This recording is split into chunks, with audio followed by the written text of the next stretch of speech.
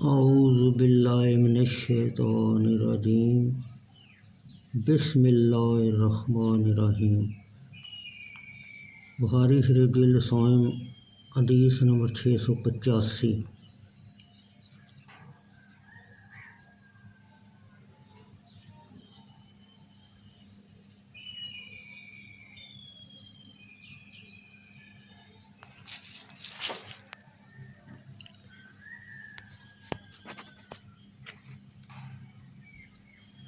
فاتحۃ الکتاب یعنی سورہ فاتحہ پڑھ کر دم کرنے کے بیان میں حضرت ابن عباس رضی اللہ تعالیٰ عنہ سے نبی اکرم صلی اللہ علیہ وسلم سے اس باب میں حدیث مذکور ہے۔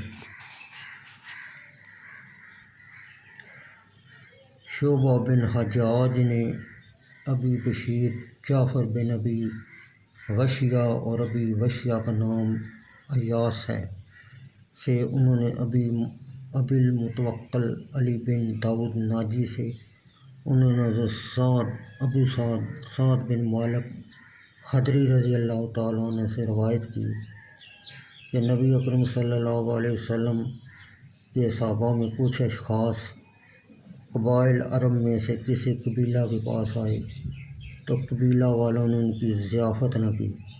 اس دوران اس قبیلہ کے سردار کو زہریلے بچھو نے ڈنگ مارا تو قبیلہ والوں نے صحابہ کرام سے کہا، کیا تمہارے پاس کوئی دوا ہے یا کوئی دم کرنے والا ہے؟ صحابہ کرام نے قبیلہ والوں نے کہا، تم نے ہماری مہمان نوازی نہیں کی اور ہم دم نہیں کریں گے یہاں تک کہ تم ہمیں اجرت نہ دو۔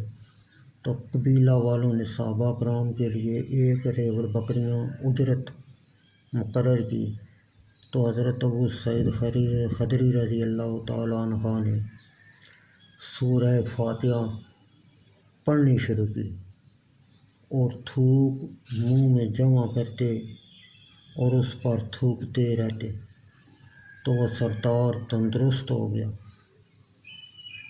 قبیلہ والے بکریوں کا ریوڑ 30 بکریاں لے آئے۔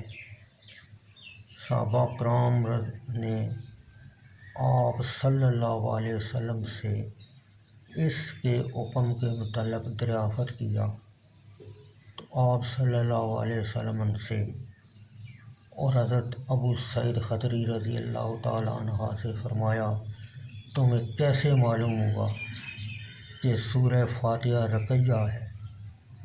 بکریاں رقیہ ہے، بکریاں لے لو اور ان کو آپس میں تقسیم کر لو اور میرے لیے بھی حصہ رکھ لو۔